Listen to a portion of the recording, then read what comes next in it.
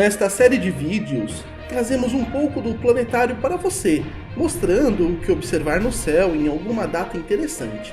Mas além disto, falamos também sobre a vida das estrelas, de acordo com a teoria da evolução estelar.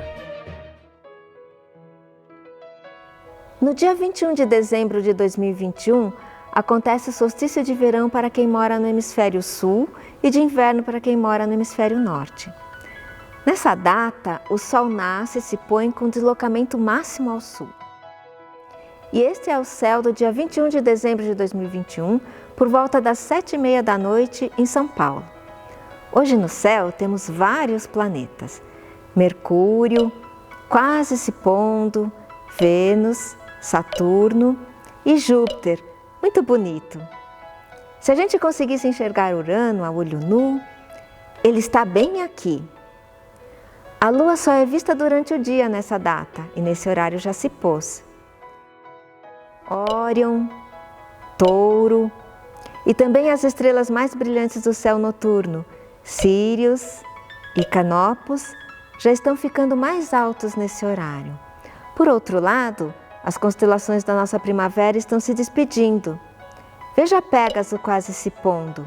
E o Triângulo já foi. Aqui temos representantes de várias fases evolutivas das estrelas. Umas estão nascendo nas nebulosas, outras são adultas, naquela fase estável que citei em vídeos anteriores, outras já envelheceram e outras já morreram.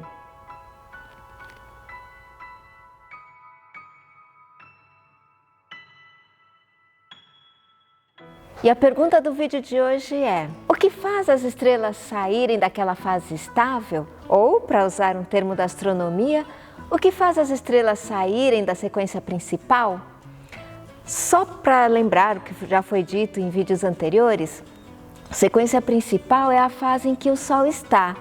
O Sol é estável porque ele não esquenta tanto a ponto de nos torrar e também não esfria tanto a ponto de nos congelar. E assim nossa vida segue tranquila. Como eu falei no vídeo 5 desta série, se a massa for menor do que 8% da massa do Sol, esse corpo não consegue ser estrela porque ele não consegue fundir os prótons de maneira consistente. Essas são as anãs marrons, de 13 a 84 massas do nosso planeta Júpiter. Por serem muito frias, elas são mais facilmente observadas com equipamentos que são capazes de enxergar uma faixa infravermelha do espectro. Quando a nuvem contrai, as anãs marrons até conseguem começar a fazer fusão, mas não dura muito tempo. Acontecem vários episódios de fusão nas anãs marrons, mas logo para completamente, e aí a anã marrom só se esfria, bem diferente de uma estrela de sequência principal que funde prótons constantemente. Para ilustrar a principal fonte de energia do Sol prevista pela teoria da evolução estelar, eu mostrei no vídeo 8 a cadeia PP1, onde 4 prótons são usados para formar um núcleo de hélio. Para estrelas mais massivas, outras cadeias ganham importância. Vamos ver essas cadeias mais de perto. A cadeia PP2 começa de forma parecida com a PP1, mas só até formar um núcleo de hélio 3. Aí esse núcleo de hélio 3 encontra um de hélio 4, que já estava por aí, para formar um núcleo de berílio 7. Aí ocorre uma reação conhecida como captura de elétrons, onde de um próton do núcleo mais um elétron, surgem um nêutron e um neutrino, e agora esse núcleo é um lítio 7. Capturando mais um próton, forma um berílio 8, que não dura muito tempo até quebrar em 2 núcleos de hélio. Pronto! De novo, prótons foram consumidos para formar núcleos de hélio. Já a cadeia PP3 começa muito parecida com a PP2 até formar o berílio 7. Esse núcleo captura um próton e passa a ser um boro 8. Aí, um próton é que sofre um decaimento beta+, liberando um pósitron, neutrino e nêutron, e volta a ser berílio, mas um berílio 8 que se quebra em núcleos de hélio. Já o ciclo CNO requer que a nuvem original da estrela tenha pelo menos carbono 12. Assim, se o ciclo começar pelo carbono 12, ele captura um próton, que vira um nitrogênio 13, sofre um decaimento beta+, liberando um pósitron, neutrino, e passa a ser carbono 13. Com mais um próton, nitrogênio 14, com mais um próton, oxigênio 15, de novo um decaimento beta+, e passa a ser nitrogênio 15. E por fim, com mais um próton, são liberados um núcleo de hélio 4 e um de carbono 12. Um jeito um pouco mais comprido, mas resulta em um núcleo de hélio. Como eu falei no vídeo 8, a estrela permanece estável quando há um equilíbrio entre a ação da gravidade e a pressão para fora, causada principalmente pela fusão dos prótons no núcleo, o caroço central. Na divisa do caroço com o envelope, a pressão para fora deve ser igual à pressão para dentro, para que o equilíbrio seja mantido. E é isso que acontece na sequência principal. Ao longo da sequência principal, o hélio formado pela fusão do hidrogênio deposita no centro da estrela e esse caroço cresce em massa.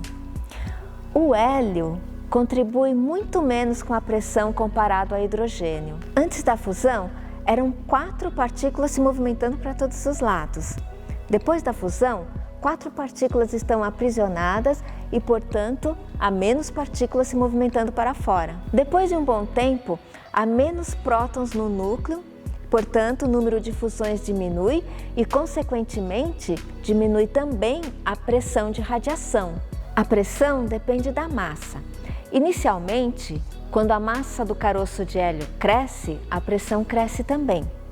Mas chega um momento em que o aumento da massa do caroço causa uma diminuição da pressão na borda entre o caroço e o envelope. Então, existe um limite de massa do caroço para a estrela se manter em equilíbrio. Esse é o chamado limite de Schoenberg-Chandrasekhar. Com uma pressão menor, o caroço contrai e aí o envelope cai em cima dele. Não é porque esgotou o hidrogênio que a fusão para, é uma questão de pressão entre o caroço e o envelope. Para uma estrela da massa do Sol, sobra muito hidrogênio no caroço.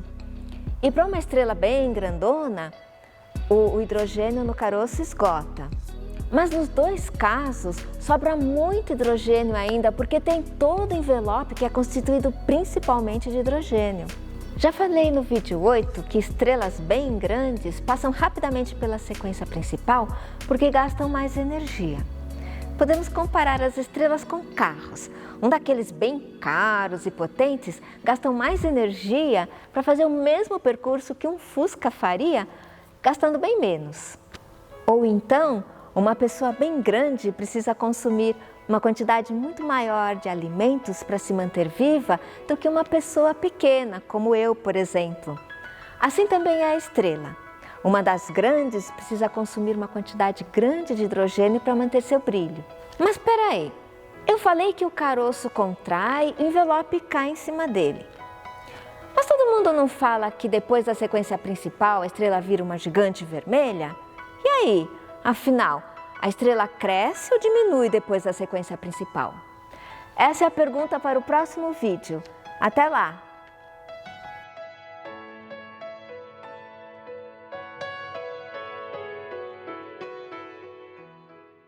Fala alguma coisa aí, blá blá blá blá. Ah! Atividade na... Peraí. A estrela não, a anã marrom. Ai, droga.